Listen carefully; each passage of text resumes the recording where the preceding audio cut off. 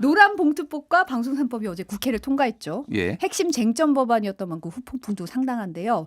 어제 상황 잠깐 영상 보고 얘기 나누겠습니다. 필리버스터라는 그 소수당의 반대 토론 기회마저도 국무위원 탄핵에 활용하겠다는 정말 악의적인 정치적 의도를 묵과할 수가 없습니다. 노란봉투법은 파업 유도법이나 노조를 위한 법이 아니라 벼랑 끝에 있는 분들에게 손을 내미는 법안이라고 인권 법안입니다. 여야의 방송장악 공수교대 속에 장장 36년을 끌어온 방송 3법 입법이 오늘에야 마무리된 것입니다. 어제 잠깐 장명이 모호하다 이런 얘기 하셨는데 다시 설명을 좀 해주시면. 네. 그러니까 노조관계법, 노동조합과 이제 제가 헷갈리네요. 약간 정확하게 이제 노조법을 이제 바꾸는 건데요. 이게 두 가지 축으로 보시면 됩니다. 하나는 사용자의 개념을 넓혔어요. 그러니까 여기에 노조법 2조의 사용자 정의에 근로계약 체결 당시에 당사자가 아니더라도 근로자의 근로조건에 대해 실질적으로 구체적으로 지배 결정할 수 있는 지위에 있는 자, 이 사용자거든요. 이게 쉽게 얘기를 하면은 하청을 주는 거잖아요. 하청에 재하청. 근데 여기에서 근로조건이 나쁘거나 임금이 안 오른다 그러면은 이 직접 여기에서 노무 관리도 하고 다 업무 지시도 함에도 불구하고 또 바로 그 관리회사를 해야 되니까 이게 해결이 안 되는 문제, 이런 문제가 너무 비일비재했다. 그래서 대우조선해양에서도 그런 문제가 저번에 있어서 네. 그 쇠창살 안에 그 노조 지부장이 안에 본인을 가두고 막 이렇게 쟁의를 했잖아요. 네. 그러니까 그런 문제가 너무 수백만 명이 사실은 이거에 해당되니까 직접 사실상 고용자나 마찬가지니까 하청하고 원청하고 직접 교섭할 수 있게 해라. 요게 요 법의 취지 첫 번째고 네. 또 하나는 이제 과도한 손배소를 이제 매기는 거. 예를 들면 예전에 쌍용자동차 같은 경우에 불법 파업이다 한 다음에 개개인한테 몇억 원씩 막 그렇죠. 10억 원씩 해가지고 네. 그 쌍용자동차 이제 그 조합원들이 극단적 선택을 하는 등 이제 비극적인 사태가 벌어졌으니까. 그러니까 앞으로는 이제 이 법이 통과되면 앞으로 어떤 식으로 하냐면은 만약에 노조원이 100명이 있잖아요. 지금까지는 100명한테 1인당 10억씩 이렇게 했는데 한 명씩 뭐가 불법인지를 다 개별적으로 산정을 정확하게 해야 됩니다. 이런 식으로 아무렇게나 막 대략 산정해가지고 그냥 n분의 그게 1 해서 그냥 하지는 못한다. 그렇게 하지 못하게 이런 내용이에요. 그리고 방송3법 같은 경우에는 지금 이제 KBS는 11명 그리고 MBC는 이제 9명인가요? 지금? 예. 이사회가. 그렇죠. 그러니까 그 이사회를 이제 21명 정도로 이제 늘리는 거예요. 거기에는 그래서 지금까지는 7대4 구조 그래서 여야가 정치권이 주로 추천을 했는데 여기에는 이를테면 언론학회라든지 시민단체라든지 이런 식으로 다양한 사람들이 늘어나서 조금 정치에 좀 좌우되지 않게 하는 이렇게 좀 방송을 공영방송 지배구조로 바꾸는 그런 법안입니다. 네. 근데 이제 국민의힘이 법안 처리 막기 위해서 무제한 토론 진행하겠다고 했다가 갑자기 철회하면서 상황이 급변했어요. 우리도 어제 굉장히 진지하게 권성동이 두 번째 한다 막 이런 얘기 막 열심히 전달해 드렸잖아요. 필리버스터 순서가 어떻게 된다 이런 얘기를 했었는데 의원들한테도 보안이 붙여졌다고 합니다. 그래서 사실 굉장히 많은 의원들이 또 이거 준비를 했을 거 아니에요. 그렇죠. 이제 연설문을 해야 되니까. 거의 이제 어제 오후 2시에 이제 본회의가 됐잖아요. 본회의 직전까지 대부분 몰랐다라는 거예요. 그러니까 보안 그 정도로 이제 철통 보안 속에서 비밀 작전처럼 유지가 됐는데 이게 왜 그러냐면은 탄핵소추안이 지금 이동관 방통위원장의 탄핵소추안이 보고가 됐는데 국회법상 이게 어떤 식으로 돼 있냐면은 본회의를 보고된 탄핵소추안은 24시간 이후 그리고 72시간 이내에 이게 표결이 돼야 돼요. 네. 그러니까 어제 지금 이게 이를테면은 이게 국회 본회의에 보고가 됐잖아요. 그럼 어제 못 하는 거예요. 그러니까 오늘, 내일 모레. 그러네요. 예, 금토일 그러니까 요 사흘에 하는 건데 민주당은 이제 국민의힘이 필리버스터 한다고 했으니까 이게 이제 법안이 총 이제 방송법은 3개로 구성돼 있으니까 4개거든요. 그러면 하루에 하나씩 하면은 일요일까지 시간이 넉넉하니 그때 적당한 때 잡아가지고 요거를 통과시켜야 되겠다 이런 플랜을 가지고 이제 온 건데 갑자기 자, 방송법 이의 없으십니까? 이의 없으시면 표결에 들어가겠습니다. 이렇게 돼가지고 땅땅땅 해가지고 해보니까 민주당이 갑자기 이제 정신이 나간 얼이 빠진 약간 이런 모습이 지금 어제 연출이 된 거죠. 그러니까 어떻게 보면 수싸움에서 완전히 이제 일격을 당하는 셈이네요. 예. 근데 이제 윤재용 원내대표 같은 경우는 직접 내린 결단이다. 원내는 물론이고 대통령실과도 교감이 없었다. 이렇게 얘기했어요. 예. 그러니까 윤재욱 원내대표는 어제 오후 1시 10분쯤에 진행된 의회총회 직전에 김기현 대표에게 요 플랜을 이제 공개를 했다라는 거예요. 그래서 그러니까 말씀드렸듯이 이게 국민의힘 의원들한테 알려진 시점은 그러니까 이동관에 대해서 탄핵안 발의를 당론으로 결정한 오후 2시 이후에 이제 이게 딱 이렇게 알려졌던 거죠.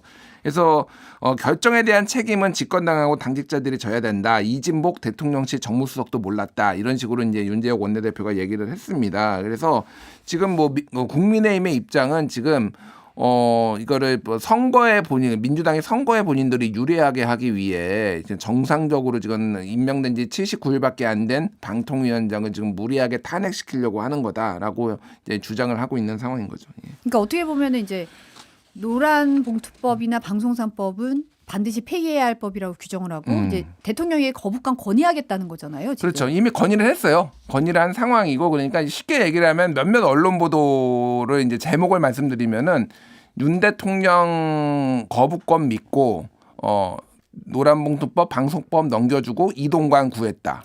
뭐 요게 제목인데 언론사들이 참 제목 잘 뽑아요.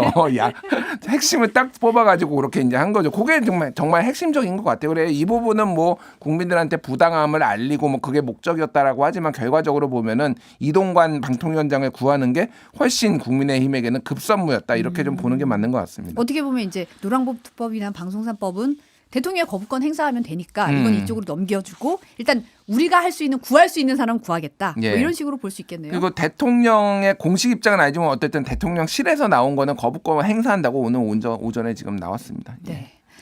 민주당은 일단 탄핵안 철회하고 재추진하겠다라는 입장을 내놨는데 탄핵안은 철회한 거죠 지금? 예, 탄핵안을 철회를 했습니다.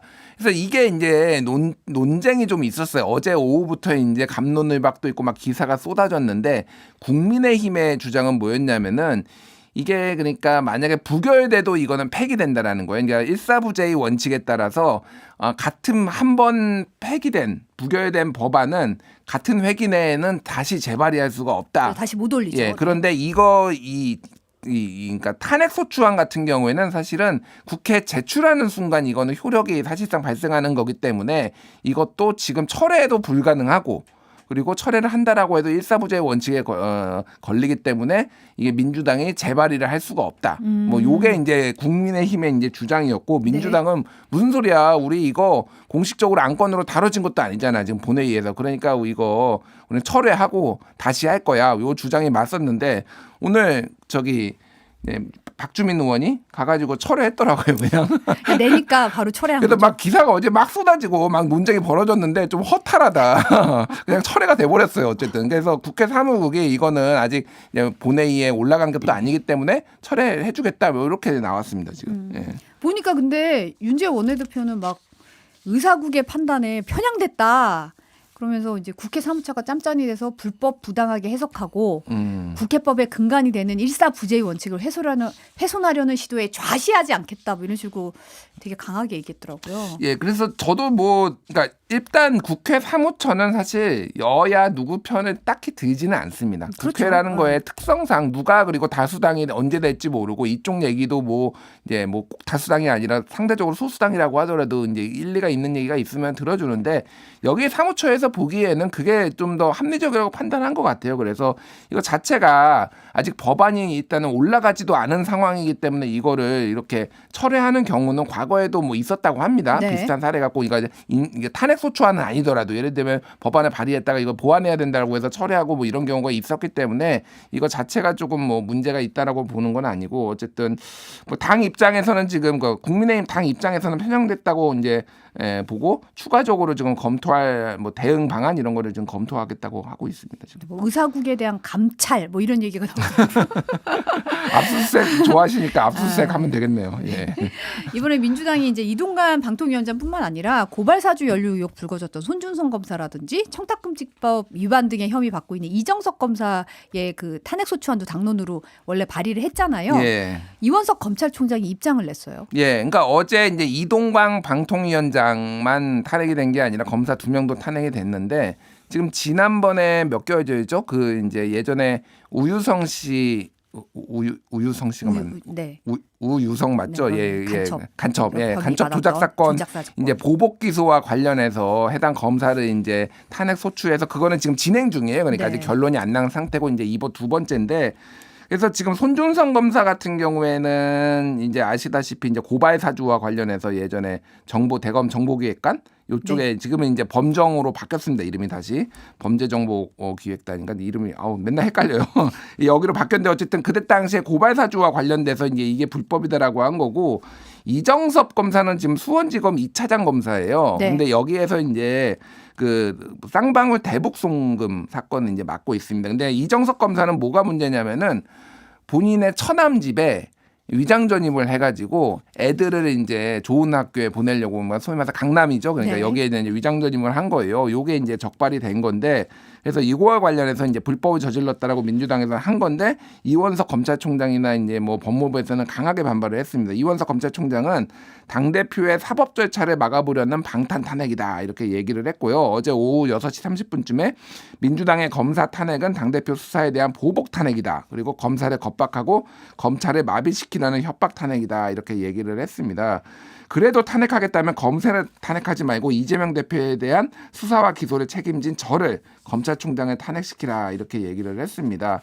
그래서 요거는 조금 이제 사실은 정치권에서는 논란이 있어요. 왜냐하면은 법을 어기거나 이런 검사 아니면 지금 막 기소된 이런 검사들도 되게 많은데 그러니까 위장 전입이 이게 뭐 불법은 맞는데 이게 공소시효가 지금 지난 사안이라고 합니다. 꽤 오래전에 있었던 건데 해필이면은 이재명 대표 수사 지금 하고 있는 사람을 콕 집어가지고 이렇게 하니까 이게 조금 이게 이제 검찰에 대한 압박이 아니냐. 근데 이제 민주당의 시각은 뭐 그런 건 아니다라고 일단 얘기를 하고 있지만은 조금 검찰에 대한 불편한 이런 관계 이런 것들도 좀 반영이 됐다 그래서 약간의 논쟁 지점이 있는데 이것도 어쨌든 같이 지금 넘어간 거예요. 이것도. 그러니까 지금 민주당의 전략은 이게 이틀이 연속 열리니까 이틀은 아니더라도 하루 열리고 사흘 안에 본회의가 열려야 되잖아요. 그게 그렇죠. 공식적으로 잡혀 있는 게 11월 30일 그리고 12월 1일 예산안이 이렇게 했으니까 그때 이제 같이 이번 달 말 다음 달 초에 같이 처리한다 이런 계획입니다. 네. 심은정님과 탈레모님이 유우성이다 라고 보내주셨고 유우성도 아니고 제가 좀 네. 죄송합니다. 네. 빈센트님이 김준일님 화이팅 하셨습니다. 네. 국민의힘 혁신위 얘기 잠깐 해볼게요. 3호 혁신안으로 이제 내년 총선에서 비례대표 당선권 절반을 청년 후보로 의무화하자고 권고했어요. 예, 그래서 이제 1호가 이제 뭐 통합, 대사면 그리고 2호가 좀 희생 뭐 이런 거라면은 3호가 이제 새롭게 조금 이렇게 배려, 네. 뭐 배려를 하고 뭐 이런 것들인데 주로 내용이 이제 정치권 진입에 관련된 얘기였습니다. 네. 그래서 청년들의 정치 참여 기회 확대에 이제 초점을 맞췄는데 여기서 청년의 기준은 45세 미만이거든요. 정확한 45세. 예, 그러니까 민주당도 마찬가지예요. 그래서 민주당도 지난 그러니까 2020년 총선에 청년 가산점을 이제 줬는데 그때의 청년이 기준이 뭐였냐면은 75년생의 생일이 안 지난 사람. 그렇게 그 밑으로는 다 청년이었어요. 좋네요. 정치권 청년 개념. 정치권 좋은데요? 청년 뭐 우리 둘은 지금 청년이 아니에요 이미 청년은 아니지만은 저희는 청년은 아니지만은 아닙니다. 아니 왜냐하면 저희가 수요일 날 이제 청년 정치인 명랑 핫토크 하는데 이번 주에 이동학 전체고가 나왔거든요. 근데 본인이 청년 정치인으로 소개됐는데 굉장히 부담을 느끼더라고요. 근데 지금 기준으로 하면 완전 청년이네요. 뭐. 이동학 동학이가 좀 노안이긴 하죠. 야, 농담이고요. 네. 근데 지금 기준이면은 사실은 국민의 이제 현재 45세 미만 그럼 78년생의 생일이 안 지나면은 청년이에요. 그러네요. 이것도 아니 MZ 세대도 아니고 7, 8년생이 무슨 청년이야라고 생각할 수 있지만은 그러니까 여의도에서는 그렇습니다. 여의도에서는 7, 8이면 청년이죠. 네. 예, 그래서 중요한 거는 청년을 당선권 명부에 절반은 청년 45세 미만은 무조건 배치하라라는 거예요. 네. 그러니까 그리고 영남에 특히 이제 당선 가능성이 높은데 이런 데는 청년 전략 지역구로 해가지고 여기를 이제 청년을 공천한다 뭐 이런 얘기입니다. 그럼 흔히 말한 좋은 지역구를 좀 배치해야 된다. 그렇죠. 예. 그러니까 뭐 대구 뭐 이런 데도 또 굉장히 당선 가능성이 높은데 예를 들면 그래서 지금 지난 총선 때 이제 국민의힘의 비례정당이었던 그러니까 정확한 미래통합당의 이제 위성정당이었던 미래한국당에서 비례대표가 이제 19명이 나왔는데 이 기준에 맞는 있는 거는 김혜지, 이용, 지성호 이제 3명뿐입니다. 그러니까 이것도 사실 쉽지 않은 거죠. 그러니까. 그러네요. 그래서 이제 청년 비례대표 의원 수는 10명 가까이 늘어날 수 있는데, 그리고 뭐 청년 전략지역구는 청년만 출마해서 공개 경선을 치르는 방안 등을 이제 제시를 했습니다. 네. 근데 이게 조금 논란과 반대가 있어요. 이를테면 이승환 이제 그 중랑갑 당협위원장인가요? 헷갈리는데 어쨌든 그분도 그렇고 몇몇 청년 정치인들은 이런 뭐 할당제 자체를 청년들은 반대한다. 그러니까 할당제를 없애는 게 이게 개혁이다라고 얘기를 이런 식으로 얄팍하게 누구를 더 주고 몇 자리 더 주는 게 문제가 아닌데 지금 당이 지금 잘못된 방향으로 지금 생각을 하고 있다. 뭐 이렇게 좀 반발도 하고 있는 목소리가 좀 있습니다. 네. 그 보니까 그 얘기도 나오긴 하더라고요. 이제 이게 사실은 예전 선거구 획정이 아직 안 됐는데 이 비례대표를 준다는 것 자체가 이미 과거로 돌리겠다라는 취지에서 지금 이게 보이는 거잖아요. 네, 이제 그러니까 이게 좀 복잡한데 지금 현재 준연동형 비례대표제가 유지될 경우에는 국민의힘이든 민주당이든 사실은 의석수가 지역구에서 많이 가져가기 때문에 비례대표 자체가 한 석도 안 나올 가능성이 상당히 높아요. 그러면 이제 하나는 지난번처럼 꼼수 위성 정당을 만들든지. 근데 그거는 어쨌든 굉장히 이제 뭐 비판도 많이 받을 테고, 근데 그 위성 정당 방지법도 지금 발의가 돼 있는 그쵸, 거거든요. 네. 예를 들면은 지역구를 50% 이상 낸 데는 무조건 비례를 의원을 내야 된다라고 하면은, 그러면 예전에는 미래한국당과 미래통합당이 같이 있는 게 아니라 미래통합당은 없고 미래한국당만 있으니까 미래네 해가지고 사람들이 거기다가 의원 꺼주기까지 해가지고 상단에 이게 만드는 건데, 다 들어가면은 국민의힘과 국민의심 뭐 이게 다 만약에 들어간다고 하면은 사람들이 상당히 위력이 이제 반감된다라는 거죠. 뭐 그런 것까지 뭐 만들고 있어서 이게 얼마나 현실성이 있느냐. 그러니까 이게 지금 현찰이 아니라 지금 어음인데 부도 가능성이 상당히 높은 어음을 지금 주고 얘기하고 있다. 뭐 이런 얘기도 나오고 있습니다. 네, 아까 이승환 전 행정관은 서울 중랑을 담협위원장이라고 합니다. 네, 아까 중랑갑이라고 했어요. 아, 그렇군요. 예. 오늘 디테일이 굉장히 틀리네요. 죄송합니다. 너무 많아 사람이. 예. 네, 용산 대통령실 출신 인사들을 위한 게 아니냐 이런 얘기가 좀 나오더라고요. 근데 예, 그러니까 당 우세 지역을 청년 전략 지역구로 만들어서 청년 후보자들끼리 공개 오디션을 치르겠다, 뭐 이런 내용이에요. 그러니까 이게 우세 지역에서 대통령실 출신 청년 인사들을 공천하기 위해 텃밭 지역구를 비워두기 위한 명분 아니겠냐 이런 얘기들이 나왔습니다. 그래서 지금 국민의힘에서 어제도 좀 소개시켜드렸지만은 좀 전체적으로 반발이 있거든요. 그래서 조금 이게 정말로 실현 가능할지, 그리고 뭐 소위 말해서 윤핵관들은 지금 다 무력 시위, 버스 90대 동원하고 막 이런 무력 시위까지 하고 있고, 뭐 주호영 뭐 영남 중진도 지금 자리 비울 수 없고 난 여기서 끝내겠다 뭐 이런 상황이라서 이게 현실적으로 가능할지 모르겠는데, 어쨌든 윤핵관이 가고 찐핵관이 온다 뭐 이런 얘기들이 기사로 나올 정도로 이거에 대해서 전체적으로 좀 불신이 팽배한 것 같아요. 국민의힘 내부에서는 이거를 내가 만약에 희생한다고 하더라도 이게 다른 사람들이 이런 식으로 낙하산처럼 오고 뭐 이렇게 더 용산에서 오는 사람들이 많으면은 이거는 의미가 없다 이렇게 보는 의원들이 제가 좀 국민의힘 물어보니까 상당히 좀 있는 것 같아서 이게 혁신위에서, 그러니까 혁신위가 아니라 최고위에서 이거를 받아들일지, 지금 2호도 아직 지금 다 실행도 안 된 상황이잖아요. 그렇죠. 네. 그러니까 그건 좀 미지수인 것 같습니다. 앞으로 좀 봐야겠네요. 어떻게 예. 될지. 요거 하나 볼게요. 의대 정원 확대 놓고 지금 정부랑 대한의사협회가 협의 중에 있는데 대한의협에서 이제 의대 정원 주장한 서울대 교수를 징계 추진하겠다고 했네요. 예, 어제 의사협회가 최근 언론 매체 인터뷰를 통해 사회적 물의를 일으킨 모 회원이라고 쓰고 김윤 교수라고, 김윤 이제 서울대 교수인데요. 네. 이분에 대해서 중앙윤리위원회에 징계 심의를 부의하기로 했다 이렇게 얘기를 했습니다. 김윤 교수는 이제 언론 인터뷰를 통해서 최소 5,500명의 의대 정원을 증원해도 30년 후에야 한국의 인구당 의사 수가 OECD 평균에 도달한다. 그러니까 의대 정원을 늘려야 된다라고 얘기를 했고, 보통 지금 당장 3,000명 늘려도 상관없다. 지금이 한 3,000명 정도 되거든요. 근데 지금 뭐 더블로 해도 상관없지만은 교육을 다 시킬 수가 없기 때문에 이거는 어쨌든 임상이 중요하고 이론으로만 머리로만 하는 게 아니라 그렇기 때문에 한 1,000명 정도는 당장 늘려야 된다 기본적으로 이런 주장을 했던 거거든요. 네. 그래서 지난 6월에 보건복지부에서 개최한 포럼에서 패널로 참석해서 김윤 교수는 부족한 의사 수를 늘리면 OECD 대비 과도한 우리나라 의사의 수입이 줄어 국민 의료비 감소로 이어질 것이다. 또 이런 얘기를 했습니다. 그래서 의협에서는 이런 주장을 해요. 해당 회원은 의협이 돈 많은 개원일에 대변해 온 것처럼 호도하고 밥그릇 지키기 등의 표현을 사용해 의사 전체의 명예를 훼손했다. 이렇게 얘기를 했습니다. 근데 이보다 앞서서 개원의사 단체도 김윤 교수 보이콧을 선언했더라고요. 예, 대한개원의 협의회와 각과 의사회는 10월 31일 성명을 통해서 향후 김윤 교수가 참석하는 회의체는 종류를 막론하고 참여하지 않겠다 이렇게 밝혔습니다. 그러니까 개원의협의회는 김윤 교수가 인구가 줄어드는 우리나라 상황을 고려하지 않고 OECD와 단순히 비교한 수치다. 우리나라 의사의 진료 시간 등 이런 것도 역시 반영하지 않았다 얘기를 했습니다. 그래서 의사 증언과 관련해서 이 개원의협의회를 비롯한 의사단체들은 문제점을 제시하고 대응해 왔으나 김윤 교수가 왜곡된 통계로 국민들을 오도하고 있다 이렇게 얘기를 했습니다.